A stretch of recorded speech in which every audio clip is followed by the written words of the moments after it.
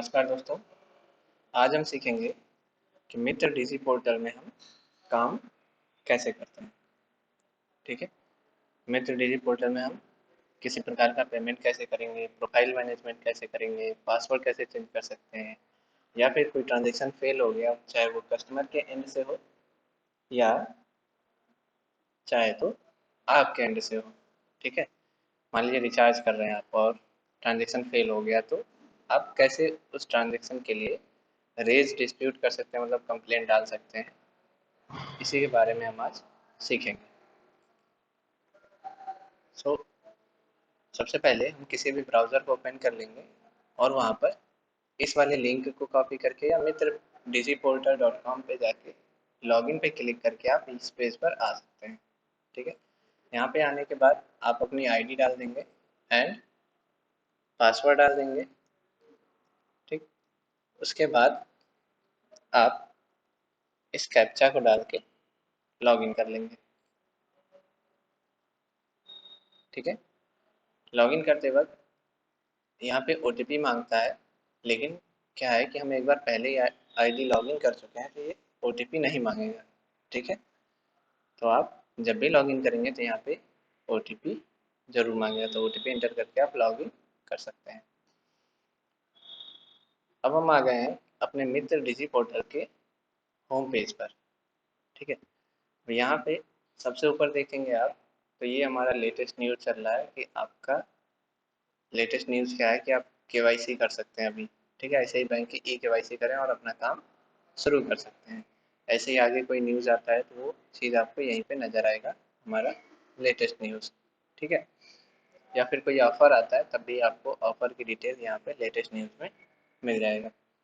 उसके बाद है आपका ये मेन वॉलेट बैलेंस। अगर आप रिचार्ज करते हैं तो आपको जो कमीशन मिलता है वो आपके वॉलेट में ऐड होता चला जाएगा। ठीक है। या फिर आप किसी कस्टमर का पैसा निकालते हैं थ्रू द आधार, आधार की मदद से पैसा निकालते हैं, तब भी आपका वो मेन वॉलेट में ही ऐड होगा। ठीक है। भेजते हैं तब भी आपका मेन वॉलेट से ही बैलेंस कटकर भेजा जाएगा। ठीक है। उसके बाद आपका यहाँ पे देखिए प्रोफाइल सेक्शन दिख रहा है। ठीक है। एक लॉग आउट का बटन है और एक प्रोफाइल का बटन है। प्रोफाइल के बटन पे क्लिक करके आप अपने प्रोफाइल में जा सकते हैं, लेकिन हम यहाँ से नहीं जाएंगे, हम इस जगह से जाएंगे प्रोफाइल सेक्शन में। ठीक है। प्रोफाइल का कोई भी डिटेल देखना होगा तो आप इधर से जाएंगे, यहाँ से नहीं। आप यहाँ से भी जा सकते हैं, पूरा डिटेल आपको नजर आएगा, लेकिन प्रॉपर वे रहेगा कि आप इस साइड से अपने प्रोफाइल सेक्शन की ओर जाएं। इसके बाद हम देखिए डैशबोर्ड पे हैं अभी हम अपने। ठीक है। जहाँ पे आपको ये क्यूआर कोड नज़र आ रहा है, इस क्यूआर कोड की मदद से आप पेमेंट अपने वॉलेट में ऐड कर सकते हैं। ठीक है। अगर आप इस वॉलेट में पेमेंट ऐड करना चाहते हैं तो आप क्यूआर कोड की मदद से पेमेंट ऐड कर सकते हैं। जैसे अगर मैं आपको दिखाऊं कि यहाँ पे 22 रुपये 4 पैसा है। ठीक है। मैं इसमें बहुत छोटी अमाउंट ऐड करके आपको दिखाऊंगा। ठीक है। इस क्यूआर कोड को किसी भी ऐप के थ्रू आप स्कैन करेंगे, जो भी यूपीआई ऐप आते हैं जैसे फ़ोनपे, गूगल पे, पेटीएम। ठीक है। स्कैन करने के बाद आपको जो भी अमाउंट इसमें ऐड करना है, ठीक है, वो अमाउंट इनपुट करेंगे। अभी आप देखिए 22 रुपये 4 पैसा है यहाँ पे। ठीक है। जो भी अमाउंट आपको ऐड करना है उस अमाउंट को डालने के बाद आप, ठीक है, स्कैन करिए और यूपीआई के माध्यम से आप इसमें डाल दीजिए। ठीक है। अब मैं इसमें 1 रुपया भी डाला हूँ, इसको मैं रिफ्रेश करूँगा तो आपका वो अमाउंट जो है ऐड होके यहाँ पर आ जाएगा। देखिए 23 रुपये 4 पैसा हो गया। ठीक है। तो आप इस क्यूआर की हेल्प से अपने वॉलेट में बैलेंस ऐड कर सकते हैं। ऐसे ही सर्विसेज में हम जाएंगे। ठीक है। सर्विसेज में यहाँ पे टोटल 27 प्रकार की सर्विसेज दी गई हैं आपको अभी, और आगे जो भी सर्विसेज आती हैं वो सर्विसेज आपको इसमें ऐड होके मिलता चला जाएगा। ठीक है। हर एक सर्विसेज आपको मिलेगा। ऐसा नहीं है कि किसी एक मित्र सेवक को ही सारी सर्विसेज दी जा रही हैं, ये सभी के लिए है। ठीक है। मोबाइल रिचार्ज हो गया, एईपीएस ट्रांजैक्शन हो गया, यस बैंक का एईपीएस हो गया, पैन कार्ड बनाना हुआ या मनी ट्रांसफ़र करना हुआ, इंश्योरेंस भी कर सकते हैं आप, गैस पेमेंट कर सकते हैं, लोन अगर आपको लेना है या लोन का रीपेमेंट करना है तो आप लोन पे जा सकते हैं, इलेक्ट्रिसिटी बिल जमा कर सकते हैं, हॉस्पिटल का कैश जमा कर सकते हैं, ठीक है, लाइफ इंश्योरेंस कर सकते हैं, बहुत सारी चीज़ें हैं यहाँ पे, कैश डिपॉजिट का भी ऑप्शन है यहाँ पे, ठीक है। तो ये और ईएमआई बिल का भी है, मान लीजिए कोई लोन कराया, कोई बजाज फाइनेंस से करा लिया, होम क्रेडिट से करा लिया, ये बहुत सारे ऐसे प्लेटफॉर्म है जहाँ से लोग लोन करा लेते हैं, उसके बाद उसकी ईएमआई देनी होती है तो आप उसको ईएमआई बिल पे भी यहाँ से कर सकते हैं, ठीक है। इसके बाद है आपका प्रोफाइल सेक्शन। अब अगर आपको प्रोफाइल में किसी प्रकार का कोई एडिटिंग करना है तो आप एडिट प्रोफाइल में क्लिक करके एडिट कर सकते हैं, ठीक है। एड्रेस है, लैंडमार्क ऐड करना हो, नाम में अगर कोई चेंजेस करना हो वो भी आप कर सकते हैं। वैसे ये सभी चीज़ें हमारे एडमिन से होता है, तो फिर भी कुछ चीज़ें आपको दी गई हैं कि आप कुछ चीज़ें यहाँ पे ऐड कर सकते हैं। आपको अगर मॉडिफाई करना है तो आप मॉडिफाई कर सकते हैं। इसके बाद प्रोफाइल सेक्शन में आपका चेंज पासवर्ड। अभी आपको जो पासवर्ड मिला होगा वो डिफ़ॉल्ट मिला होगा, जो कि डिफ़िकल्ट होगा आपको याद करने में। तो अगर आप पासवर्ड चेंज करना चाहते हैं तो आप प्रोफाइल सेक्शन में जाके चेंज पासवर्ड पे क्लिक करके यहाँ पर पासवर्ड अपना डाल देंगे, जो करंट है अभी का जो पासवर्ड है वो डालेंगे, फिर नया पासवर्ड जो आप बनाना चाहते हैं वो पासवर्ड यहाँ पे डाल देंगे, फिर उसी पासवर्ड को यहाँ पे कंफर्म करके वेरीफाई कर देंगे, पासवर्ड आपका चेंज हो जाएगा। नेक्स्ट ऑप्शन यहाँ पे देखेंगे रिकवर पासवर्ड का ऑप्शन, ठीक है। रिकवर पासवर्ड का ऑप्शन क्या है कि ये आपका लॉगिन होने के बाद ही दिखता है। मान लिया आप पासवर्ड आपको नहीं आता लेकिन आपका आईडी लॉगिन है, तो आप रिकवर पासवर्ड पे जाके देख सकते हैं कि हमारा पासवर्ड क्या है, जहाँ पर आपको आपका नाम दिखेगा, पासवर्ड दिखेगा और ट्रांजेक्शन पिन भी आपको दिख जाएगा, ठीक है। फिर है आपका यहाँ पे लॉगिन डिटेल्स ऑप्शन, ठीक है। लॉगिन डिटेल क्या होता है कि अब मान लिया आपका आईडी जो है एक से दो सिस्टम में लॉगिन है, कहाँ कहाँ पर लॉगिन है आप इस लॉगिन डिटेल में जाके देख सकते हैं, या सिस्टम में किस जगह पर आपका आईडी लॉगिन हुआ, किस टाइम पे और कहाँ कहाँ पर लॉगिन हुआ, तो वो चीज़ें आपका टोटल डिटेल यहाँ पे रहेगा। फिर है चेंज पिन। अब चेंज पिन का ऑप्शन क्या है? चेंज पिन का ऑप्शन है कि आपका ट्रांजेक्शन पिन, अभी तक आपके पास जो भी ट्रांजेक्शन पिन गया होगा वो डिफ़ॉल्ट है, ठीक है, मैसेज के माध्यम से। अगर आप उसको भी चेंज करना चाहें तो यहाँ पे सुविधा दी गई है कि आप ट्रांजेक्शन पिन भी चेंज कर सकते हैं, ठीक है। उसके बाद है चेंज मोबाइल नंबर। अगर आप अपना मोबाइल नंबर बदलना चाहते हैं तो चेंज मोबाइल नंबर पे जाकर आप अपना मोबाइल नंबर डालेंगे, फिर उसको वेरीफाई करेंगे और ओटीपी डाल के चेंज कर सकते हैं, ठीक है। उसके बाद है आपका रिपोर्ट्स का ऑप्शन। अब रिपोर्ट्स में पहला है आपका इंश्योरेंस इन्वॉल्वमेंट रिपोर्ट। अगर आप किसी प्रकार का इंश्योरेंस करते हैं तब आप इंश्योरेंस वाला रिपोर्ट जो है सेलेक्ट करके इंश्योरेंस का रिपोर्ट देख सकते हैं, ठीक है। जो भी इंश्योरेंस होगा आपका, जो आप करेंगे अपने माध्यम से, उसका रिपोर्ट आपको इंश्योरेंस इन्वॉल्वमेंट रिपोर्ट में मिलेगा। अब ऑल रिपोर्ट्स क्या है?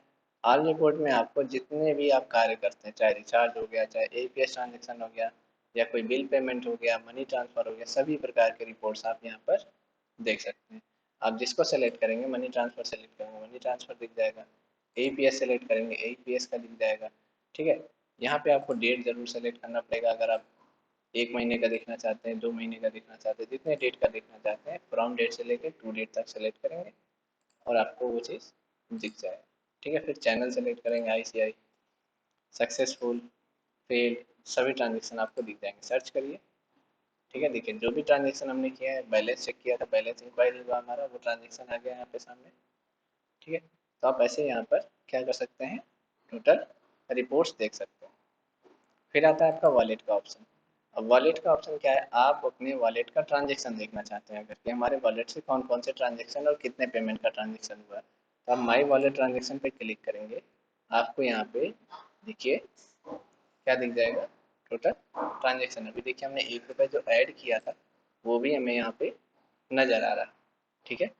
3/7/2021 को 4:01 पे हमने पेमेंट ऐड किया है, ओके। तो ये आप पूरा वॉलेट का ट्रांजेक्शन यहाँ से देख सकते हैं। फंड रिक्वेस्ट रिपोर्ट आप डाल सकते हैं, अगर आप देखना चाहते हैं कि फंड का जो रिक्वेस्ट हमने डाला था उसका क्या हमारा रिपोर्ट, वो रिक्वेस्ट फुलफिल हुआ या नहीं हुआ, तो आप उसका रिपोर्ट देख सकते हैं। फिर है फंड रिक्वेस्ट। अगर आप वॉलेट में अपने बैलेंस ऐड करना चाहते हैं और आपके पास कोई मेथड नहीं है, जैसे यूपीआई नहीं है या नेट बैंकिंग नहीं है और आप नहीं ऐड कर पा रहे हैं, तब हम फंड रिक्वेस्ट में आते हैं। यहाँ पर आप क्या करेंगे कि ये चीज़ है ना, ये देखिए दिया हुआ है आपका डिटेल थोड़ा बहुत जो भी, इस पे आप बैलेंस डालेंगे और आपका वो क्या हो जाएगा कि यहाँ पर फंड रिक्वेस्ट जो है वो इनिशिएट हो जाएगा। ठीक है। नेक्स्ट है ऑनलाइन लोड। ये लिंक अभी बंद किया गया है ये सर्विस। ठीक है। इसमें क्या है कि ऑनलाइन आप अपने वॉलेट में बैलेंस जो है वो लोड कर सकते हैं। ठीक है। फिर आ जाएंगे रिचार्ज के ऑप्शन पे। अब रिचार्ज ऑप्शन में क्या है कि आपने कितने रिचार्ज किए हैं वो सभी रिचार्ज हिस्ट्री आप देख सकते हैं। पेंडिंग रिचार्ज कौन कौन से हैं, डिस्प्यूट रिचार्ज। पेंडिंग रिचार्ज वो होते हैं जो मान लिया आपने रिचार्ज किया और वो सक्सेसफुल नहीं हुआ, बीच में ही अटक गया, तो वो पेंडिंग में चला जाता है। ठीक है। तो आप उसे भी देख सकते हैं। फिर आता है डिस्प्यूट रिचार्ज। अब डिस्प्यूट रिचार्ज का ऑप्शन किस लिए दिया गया है कि ये उस समय में होता है कि आपने रिचार्ज किया, ठीक है, और उसमें से कोई एक डिजिट गलत हो गया। लाइक आप किसी नंबर पे, जैसे मेरे ही नंबर पे 9919155639 है, ठीक है, आप इस पे रिचार्ज करते हैं और लास्ट में 39 की जगह पे आपसे क्या हुआ कि 29 हो गया। तब उस जगह पे जब नंबर गलत हो गया तब आपको यहाँ पे डिस्प्यूट करना है कि ये रिचार्ज जो है नंबर गलत होने की वजह से दूसरी जगह रिचार्ज हो गया है, तो इसको कैंसिल करके जो है रिफंड इनिशिएट कर दिया जाए। ठीक है। तब आप रिचार्ज डिस्प्यूट कर सकते हैं। ओके। नेक्स्ट है आपका मेंबर सर्टिफिकेट। यहाँ पर आपको आपका सर्टिफिकेशन दिखाया जाता है कि आप मित्र सेवक केंद्र, मित्र सेवा की तरफ से एक मित्र सेवक, ऑथराइज्ड मित्र सेवक बने हुए हैं। और कभी भी आपके पास कोई इंक्वायरी आती है तो आप ये सर्टिफिकेट दिखाकर अपना डिटेल बता सकते हैं कि हम एक ऑथराइज्ड मित्र सेवक हैं। ठीक है। इसके बाद आता है आपका एईपीएस एक्सप्रेस ऑप्शन। अब यहाँ पे देखिए जो भी हम एईपीएस एक्सप्रेस मतलब पैसा हम निकालते हैं, पैसा कहाँ से निकालते हैं, सर्विसेज में जाके एईपीएस एक्सप्रेस में जाते हैं। ठीक है। एंड यहाँ से एईपीएस ट्रांजेक्शन पे क्लिक करके आप बैलेंस चेक कर सकते हैं, बैलेंस विड्रॉ कर सकते हैं और मिनी स्टेटमेंट निकाल सकते हैं, आधार पे कर सकते हैं। ठीक है। लाइक बैलेंस चेक करना है तो बैलेंस पे क्लिक करेंगे और यहाँ से डिवाइस आपको सेलेक्ट करना पड़ेगा, आपके पास फिंगरप्रिंट डिवाइस है कौन सा। ठीक है। जैसे मंत्रा है तो मंत्रा सेलेक्ट कर लीजिए, मार्को है तो मार्को कर लीजिए। ठीक है। अब मेरे पास जैसे मार्को है, मार्को सेलेक्ट करने के बाद मैं यहाँ पे कस्टमर का मोबाइल नंबर, कस्टमर का नेम और यहाँ पे कस्टमर का आधार संख्या, उसके बाद यहाँ पर बैंक सेलेक्ट कर लेंगे उसका। ठीक है। तो मेरे केस में अभी ये क्या है कि स्टेट बैंक का है मेरे पास अकाउंट। मैं स्टेट बैंक का आपको चेक करके दिखा दूँ कि स्टेट बैंक, उसके बाद स्कैन फिंगर पे क्लिक करेंगे और कस्टमर का फिंगर डिवाइस पे जैसे ही लाइट जले रख कर देखेंगे और ये ऑप्शन आ जाएगा कि बायोमेट्रिक कैप्चर सक्सेसफुली, ओके करेंगे, उसके बाद सबमिट कर देंगे। जैसे ही सबमिट करेंगे इसके बाद, अच्छा देखिए मैं एक से ज़्यादा बार ट्रांजेक्शन में चेक कर चुका हूँ, बैलेंस चेक कर चुका हूँ इस मेथड से, इस वजह से मेरा नहीं हो रहा है। ठीक है। मेरा बैलेंस चेक नहीं हो रहा है। जैसे ही आप करेंगे अपना मतलब ट्रांजेक्शन करेंगे तो ये हो जाएगा। ठीक है। बैलेंस चेक हो जाएगा आपका। ठीक। ऐसे ही अगर आप बैलेंस विड्रॉ करना चाहें तो बैलेंस विड्रॉ भी कर सकते हैं। अब आते हैं एपीएस एक्सप्रेस में जो बात कर रहे थे सेटलमेंट रिक्वेस्ट का। अब सेटलमेंट रिक्वेस्ट जो है ये क्या होता है कि अगर आपने पैसा निकाला, ठीक है, यहाँ पे बात समझिए अच्छे से, कि अगर आपने पैसा निकाला वो आपके वॉलेट में आ गया, यहाँ पे ऐड हो गया। अब आपको अगर विड्रॉ करना है पैसा अपने खाते में डालना है, तब क्या करेंगे आप एईपीएस एक्सप्रेस में आके यहाँ पे सेटलमेंट रिक्वेस्ट पर क्लिक करेंगे और यहाँ से ऐड मोर बेनिफिशियरी बटन पे क्लिक करके एक बेनिफिशियरी ऐड कर लेंगे। ठीक है। यहाँ पे क्लिक करेंगे आप तो आपको ऐसा ऑप्शन मिलेगा बैंक सेलेक्ट करने के लिए। ठीक है। बैंक सेलेक्ट कर लीजिए आप कि लाइक मैं अभी यहाँ पे देखिए करूँगा। ठीक है। पेटीएम पेमेंट बैंक कर लेते हैं अभी। Okay. Paytm payment bank, IFC code अपने आप आ जाएगा। और अगर आप अकाउंट नंबर डालते हैं, ठीक है, अपना अकाउंट नंबर डाल दिए, ठीक है, और अगर आप ये नाम नहीं डालना चाहते, अकाउंट होल्डर का नाम आप नहीं डालना चाहते हैं, ठीक है, तो आप वेरीफाई पे क्लिक करेंगे तो ये 4 रुपये आपसे चार्ज लेगा, आपके वॉलेट से 4 रुपये काट के, और अकाउंट को वेरीफाई कर देगा कि ये किसके नाम पर खाता है। तो अभी मैं आपको दिखा रहा हूँ, ठीक है। 4 रुपये ये कटेगा, ओके करूँगा, तो ये देखिए यहाँ पे नाम अपने आप आ जाएगा थोड़ी देर में, ठीक है। किसके नाम पे खाता है ये अपने आप आ जाएगा, देखिए उत्तम प्रसाद के नाम से है, ठीक। तो ये क्या हुआ कि अकाउंट जो है आपका वेरीफाई हो गया कि इनके नाम पर है, ठीक। अब कस्टमर को भी पूरी तरीके से यकीन हो जाएगा कि हाँ मेरा खाता है, आप पैसा इस पे भेज सकते हैं, ठीक है। अब ये हो गया। अब मैं तो पहले ऐड कर चुका हूँ, तो यहाँ पे सबमिट करने की जरूरत नहीं है। फिर से मैं बैक आऊँगा यहाँ पे एपीएस एक्सप्रेस में, और यहाँ पर जिस भी खाते में पैसा भेजना है, ठीक है, लाइक पेटीएम पेमेंट बैंक वाले में या स्टेट बैंक वाले में, जो भी बेनिफिशियरी जिसको भी पैसा भेजना, उसके व्यू डिटेल पे क्लिक करेंगे। देखिए अभी यहाँ पे अकाउंट तो शो नहीं कर रहा है, यहाँ पे शो कराने के लिए क्या करेंगे, हम व्यू डिटेल पे क्लिक करेंगे। जैसे व्यू डिटेल पे क्लिक करेंगे, ये चीज़ आपका यहाँ पे विजिबल होने लगेगा। अब जितना आपको पेमेंट भेजना है, ठीक है, अभी आपके करंट वॉलेट में 19 रुपये है मात्र, ठीक है। अब आपको जितना भी अमाउंट भेजना है, लाइक आपको 25,000 रुपये भेजना है या 10,000 रुपये भेजना है, आप उतना इनपुट करके आप क्या करेंगे, बाहर कहीं भी क्लिक करेंगे तो आपका कितना ट्रांजेक्शन चार्ज लग रहा है वो यहाँ पे आ जाएगा, ठीक है। फिर सबमिट पे क्लिक कर देंगे तो क्या होगा, आपका पेमेंट जो है वो सेटल हो जाएगा बैंक में, ओके, ठीक है। ये हो गया आपका एपीएस सेटलमेंट। अब एपीएस सेटलमेंट रिपोर्ट क्या होता है, आपने जितना भी पैसा यहाँ से भेजा है, ठीक है, उसका रिपोर्ट अगर आपको देखना है, तब आप एपीएस सेटलमेंट रिपोर्ट में जाकर देख सकते हैं। फिर क्या है, एक्सप्रेस ट्रांजेक्शन रिपोर्ट। अब एक्सप्रेस ट्रांजेक्शन रिपोर्ट क्या है कि आपने जो भी ट्रांजेक्शन किया है अभी, आईसीआई बैंक एपीएस वाला जो हम यहाँ से किया था ना, डैशबोर्ड पे जाकर, सॉरी सर्विसेज में जाएंगे, एंड सर्विसेज में ये देखिए एपीएस एक्सप्रेस है, यहाँ से आप जो भी ट्रांजेक्शन करेंगे उस ट्रांजेक्शन का रिपोर्ट आपको यहाँ पे मिलेगा एक्सप्रेस ट्रांजेक्शन रिपोर्ट में, ठीक है। और अगर आप वहीं से मिनी स्टेटमेंट निकालते हैं, ठीक, तो उसका भी आपको रिपोर्ट यहाँ पे मिल जाएगा, ठीक है, कि आपने कितने मिनी स्टेटमेंट निकाले, ठीक है। फिर क्या है, आपका आधार पे में अगर आप आधार पे के थ्रू पेमेंट किसी को भेजे हैं तो उसका रिपोर्ट आपको मिलेगा एपीएस के अंदर आधार पे ऑप्शन के अंदर, ठीक है, ओके। अब देखिए यहाँ पे आईडी कार्ड का ऑप्शन है। अब आईडी कार्ड, ये आपका आईडी कार्ड बन के आ जाता है, ठीक। अब ये आईडी कार्ड क्यों दिया जा रहा है, ये आईडी कार्ड इसलिए दिया जा रहा है कि मान लीजिए आप कहीं, आपका दुकान जो है यहाँ पर किसी लोकेशन पे है, ठीक है, और आप दूसरे गांव में या तीसरे गांव में जाकर ट्रांजेक्शन करना चाहते हैं, ठीक है, ये किसी का इमरजेंसी, आप उसके घर जाके ट्रांजेक्शन करना चाहते हैं, तो आप ये आईडी कार्ड का उपयोग करके वहाँ पर जा सकते हैं। और कोई भी कभी कभी इंक्वायरी भी आती है तो आप इस आईडी कार्ड को दिखाकर दिखा सकते हैं और कह सकते हैं कि आप एक मित्र सेवक हैं, जो कि मित्र सेवा डिपार्टमेंट द्वारा दिया गया है, ठीक है, मित्र सेवा प्राइवेट कंपनी के अंडर में वर्क करती है, ठीक है। तो ये आपका एक प्रूफ है, एक आइडेंटिटी है कि आप मित्र सेवक हैं, ओके। अब आ जाएंगे हम कंप्लेंट सिस्टम में, ठीक है, कि कंप्लेन क्या होता है। कंप्लेन होता है आपका कि आपके अंदर, ठीक है, आपके मित्र सेवक डीजी पोर्टल के अंदर अगर किसी प्रकार का कोई एरर जनरेट हो जाता है पैसा निकालते वक्त या पैसा भेजते वक्त, तब आप कंप्लेंट सिस्टम का प्रयोग करेंगे, ठीक है। तो कंप्लेंट सिस्टम का प्रयोग कैसे होगा कि आप ऐड न्यू कंप्लेंट पे आएंगे, ठीक है। अब यहाँ से आपको सेलेक्ट करना है कि आप किस प्रकार का दिक्कत हुआ है आपको, ठीक है, लाइक आप पैसा निकाल रहे थे और कस्टमर के खाते से पैसा कट गया और आपके वॉलेट में ऐड नहीं हुआ, ये आपकी ये एक प्रॉब्लम हो गया।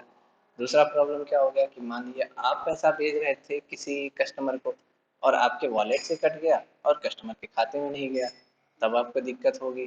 तो वहाँ की उस प्रॉब्लम को भी आप डिस्प्यूट कर सकते हैं। या आप रिचार्ज कर रहे हैं और रिचार्ज करते वक्त भी कोई दिक्कत आ गई, तो बैलेंस आपके वॉलेट से कट गया, नंबर भी सही है और रिचार्ज नहीं हुआ, तब आप रेज यहाँ पे कंप्लेंट डाल सकते हैं कि ये इश्यू है हमारा, और इतने अमाउंट का ये रिचार्ज था या सेटलमेंट था या हमारा एईपीएस ट्रांजैक्शन था, ठीक है। तो उसको आप एंटर करके यहाँ से कंप्लेंट दे सकते हैं, फिर हमारी टीम उस पर वर्क करेगी, और अगर लीगल होता है, सभी चीज़ें सही होते हैं, तो आपका पेमेंट क्या होगा, वो रिफंड कर दिया जाएगा आपके वॉलेट में। ठीक है, विद इन 7 डेज, 7 दिन के अंदर में आपका जो भी पेमेंट है वो रिटर्न हो जाएगा। ठीक है, अब एक कंप्लेंट मैं यहाँ से देख लूँगा कि एईपीएस विड्रॉल पे चले जाते हैं जैसे। ठीक है, एईपीएस विड्रॉल का इश्यू था, अमाउंट था हमारा 10,000 रुपये। ठीक है, डेट यहाँ पे सेलेक्ट कर लेंगे कि किस डेट को ट्रांजेक्शन हुआ था, तो मैं ले लेता हूँ यहाँ पे कि 30 तारीख को हुआ था। ठीक है, आरआरएन नंबर, ट्रांजेक्शन नंबर, जब भी आप कुछ भी आप ट्रांजेक्शन करते हैं, पेमेंट निकालते हैं, तो एक नंबर आपका जनरेट हो जाता है, ट्रांजेक्शन नंबर। ठीक है, वो आप यहाँ पे कॉपी करके डालेंगे, वो आपको मिल जाएगा AEPS express, AEPS settlement report के अंदर मिल जाएगा। ठीक है, अगर आप यहाँ से नहीं मिले तो आप यहाँ वॉलेट से भी निकाल सकते हैं, माई वॉलेट ट्रांजेक्शन, या रिपोर्ट से भी ऑल रिपोर्ट में जाके निकाल सकते हैं। ठीक है, फिर बैंक का नाम डाल देंगे, नंबर आप टोकन, ये टोकन नंबर आप जनरेट भी कर सकते हैं। ठीक है, अब कस्टमर, कितने कस्टमर आपके पास आए वो टोकन आप जनरेट कर सकते हैं, नहीं तो आपको यहाँ पे रिपोर्ट्स में भी मिल जाएगा। ठीक, ओके, ये सारे डिटेल डालने के बाद आप यहाँ से पूरा कैसे क्या हुआ वो पूरा डिस्क्रिप्शन यहाँ पे देंगे। उसके बाद अगर आपके पास फ़ोटो है उसका, ठीक, तो आप उस फ़ोटो को अटैच करके सबमिट कर देंगे। ठीक है, फिर ये आपका रेट जो है वो डिस्प्यूट हो जाएगा और यहाँ तक अथॉरिटी तक पहुँच जाएगा, और उस पर वर्किंग करके आपका जो भी पेमेंट होगा, जो भी सही निर्णय होगा, वो आपको कंप्लेन सिस्टम के अंदर कंप्लेन लिस्ट में मिल जाएगा कि उस पर क्या निर्णय लिया गया है। ठीक है, उसके बाद है आपका शॉपिंग का ऑप्शन। शॉपिंग के ऑप्शन में क्या है कि यहाँ पर मान लीजिए आपको पीओएस मशीन या माइक्रो एटीएम खरीदना है। ठीक है, या मंत्रा का डिवाइस खरीदना है, फिंगरप्रिंट डिवाइस खरीदना है, तो आप यहाँ शॉपिंग सेक्शन में जाके आप उसको ऑर्डर कर सकते हैं। ठीक है, उसके बाद क्या है आपका पीओएस वॉलेट। ठीक है, पीओएस का मतलब क्या होता है, पॉइंट ऑफ सेल वॉलेट। अब ये आपकी स्वाइप मशीन होती है, ठीक है, जिससे आप ट्रांजेक्शन करते हैं, तो उसका भी रिपोर्ट्स आप यहाँ पे देख सकते हैं कि हम उस मशीन से, फर्स्ट मशीन से कितना ट्रांजेक्शन किए हैं और कब कितना ट्रांजेक्शन किए हैं, पूरी रिपोर्ट्स आप पूरी समरी निकाल सकते हैं यहाँ से। ठीक है, पीओएस ट्रांजेक्शन रिपोर्ट में आपको ट्रांजेक्शन दिखेगा, और यहाँ पे सेटलमेंट में आपका जो भी आपने पेमेंट निकाला वो आप सेटल कर दिए, भेज दिए हैं दूसरे खाते में या अपने खाते में, वो आपको सेटलमेंट में दिख जाएगा। तो ये था आपका टोटल मित्र सेवक का डैशबोर्ड। ठीक है, आशा करता हूँ कि आपको किसी प्रकार का कोई इश्यू फेस नहीं करना पड़ेगा, और अगर कोई इश्यू अगर आपको आती है तो आप कंसर्न डिपार्टमेंट में कॉल करके पता कर सकते हैं। ठीक है, या आप हमें मेल भी कर सकते हैं, जो भी हमारा मेल है उस पर। ठीक, जल्द से जल्द आपको सॉल्यूशन प्रोवाइड करा दिया जाएगा। धन्यवाद।